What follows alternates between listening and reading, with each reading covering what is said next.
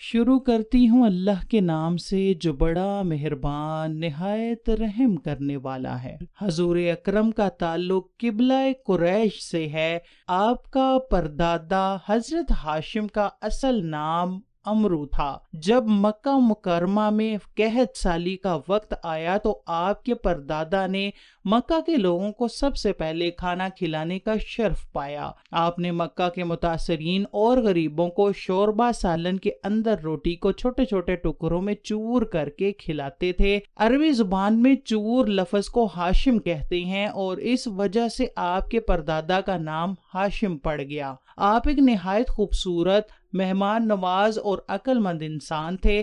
آپ کی پیشانی پر نبوت کا نور چمکتا تھا۔ بنی اسرائیل کے علماء و حکماء کی نظر جب آپ پر پڑتی تھی تو وہ نور نبوت دیکھ کر آپ کی بہت عزت و تکریم کرتے اور آپ کے ہاتھ چوم کر بہت خوش ہوتے تھے۔ بنی اسرائیل کے تمام بڑے بڑے سردار علماء کی خواہش تھی کہ نبوت کا سلسلہ بنی اسرائیل تک ہی محدود رہے اور اسی مقصد کو پروان چڑھانے کی غرض سے حضرت ہاشم کے ساتھ رشتہ جوڑنے کے اقدامات کرتے رہتے۔ بنی اسرائیل کے سرداروں علماء اپنی بیٹیوں کے رشتے کے ساتھ ساتھ بہت ساری دولت کی پیشکش کرتے رہتے تھے۔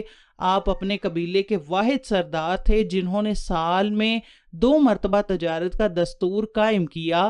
گرمی کے موسم میں ملک شام اور سردی کے موسم میں یمن اور حبشہ کی طرف تجارت کرنے کو ترجیح دی۔ حضرت ہاشم علیہ السلام دین ابراہیمی یعنی دین حنیف کے پیروکار تھے، یعنی بتوں کو معبود نہیں مانتے تھے۔ آپ کے قبیلہ میں دین ابراہیمی کے پیروکار بہت کم تھے۔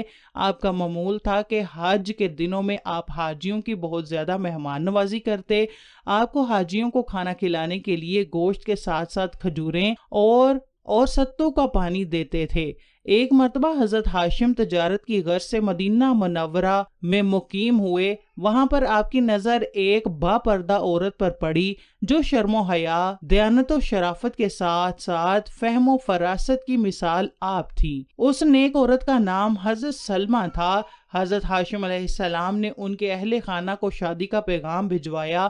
حضرت سلمہ کے اہل خانہ نے خوشی خوشی اس رشتے کو قبول فرمایا اور نکاح کر دیا۔ اس طرح اللہ تعالیٰ نے اپنے محبوب کی دنیا میں تشریف آوری کے لیے مدینہ منورہ میں معزز قبائل میں سے نیک لوگوں کا انتخاب فرمایا۔ جب حضرت سلمہ امید سے تھیں تو حضرت ہاشم اس دنیا سے رخصت فرما گئے اور وصال کے چند دن بعد اللہ تعالیٰ نے حضرت سلمہ کو عبد المطلب حضرت محمد کے دادا جان جیسے نیک اور فرمانبردار فرزند سے نوازا۔ جب حضرت عبد المطلب پیدا ہوئے تو ان کے سر کے بالوں میں ایک سفید بال تھا، اس لیے آپ کی والدہ نے آپ کا نام شیبہ رکھا۔ جب حضرت عبد المطلب بڑے ہوئے تو آپ کے چچا مکہ سے آپ کو لینے مدینہ تشریف لائے اور آپ کو اپنے ساتھ اونٹنی پر سوار کر کے مکہ تشریف لے گئے۔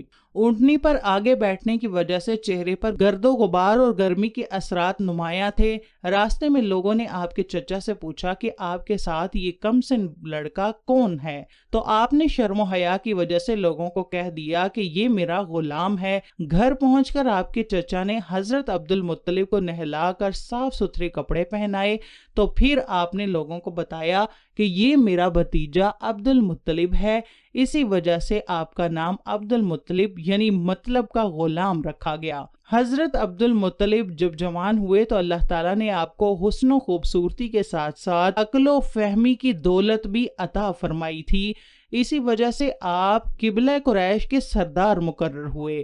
سردار بننے کے بعد آپ کی مہمان نوازی میں اضافہ ہوتا گیا، یہاں تک کہ انسانوں کے علاوہ چرند پرند بھی آپ کی مہمان نوازی سے لطف اندوز ہوتے رہتے تھے۔ حضرت عبد المطلب کی زندگی میں آب زمزم کے کنویں کا واقعہ بھی دل افروز ہے۔ ایک مرتبہ حضرت ابراہیم علیہ السلام کے دور میں یمن کو قحط سالی نے گھیر لیا تو یمن کے لوگ جو قبیلہ جرہم سے تعلق رکھتے تھے اناج کی تلاش کرتے کرتے مکہ مکرمہ پہنچ گئے، جہاں ان کی ملاقات اماں ہاجرہ سے ہوئی۔ انہوں نے زمزم کے کنویں کے اندر پانی دیکھ کر یہیں پر قدم جما لیے اور حضرت اسماعیل کے والدین نے آپ کی شادی اسی قبیلہ میں کر دی، جس کی وجہ سے قبیلہ جرہم نے مزید اپنی جڑیں مضبوط نابود کر لیں اور اسی بنا پر قبیلہ بنو اسماعیل پر غالب آ گیا۔ قبیلہ جرہم کے قابض ہونے کی وجہ سے بنو اسماعیل کا قبیلہ عرب میں بکھر گیا۔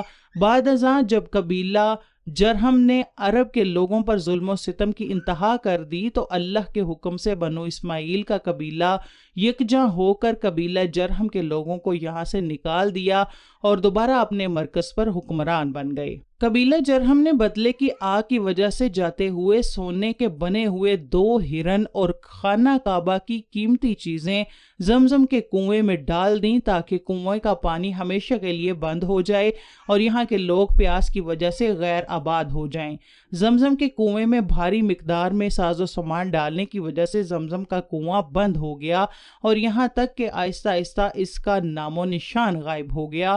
جب حضرت عبد المطلب قبیلہ قریش کے سردار بنے تو اللہ تعالیٰ نے ان کو خواب میں 4 مرتبہ زمزم کے کنویں کو کھولنے کا حکم دیا اور زمزم کے کنویں کے متعلق کچھ نشانیوں سے آگاہ کیا۔ اس کے بعد جب حضرت عبد المطلب بتائی گئی جگہ کے مطابق زمزم کے کنویں کو دریافت کرنے کے لیے جگہ کھدوائی تو آپ کے قبیلے کے کچھ بڑے لوگوں نے آپ کی مخالفت کی، لیکن آپ نے اپنے بڑے بیٹے حضرت حارث کے ہمراہ زمزم کے کنویں کو دریافت کرنے کا کام جاری رکھا، یہاں تک کہ اللہ تعالیٰ نے آپ کو کامیابی سے نواز دیا۔ حضرت عبد المطلب نے اللہ اکبر کا نعرہ بلند کیا اور دعا مانگی کہ اے اللہ، اگر تم مجھے 10 بیٹوں سے نوازے تو میں ان 10 بیٹوں میں سے ایک کو آپ کے نام قربان کروں گا۔ اللہ تعالیٰ نے جب آپ کو 10 بیٹے نواز دیے تو آپ نے اپنے سب بیٹوں کے سامنے اپنی آرزو بیان کی تو سب نے کہا کہ اے ابا جان، ہم سب تیار ہیں۔ چنانچہ قرعہ اندازی میں سب کے نام ڈال دیے اور قرعہ میں حضرت عبداللہ حضرت محمد کے والد کا نام نکلا جو کہ حضرت عبد المطلب کو بہت پیارے اور چہیتے تھے۔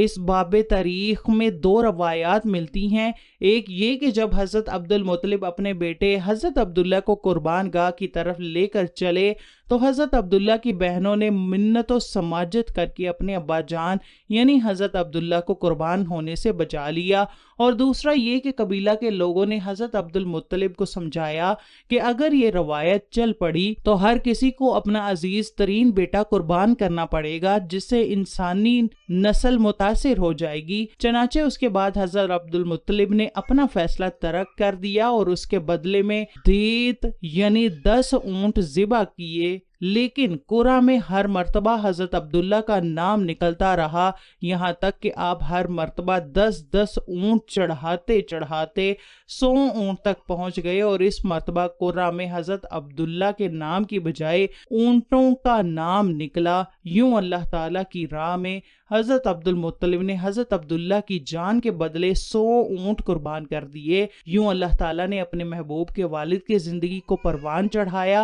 اور آپ کی پیدائش سے چند ماہ قبل حضرت عبداللہ اس دنیا سے رخصت فرما گئے۔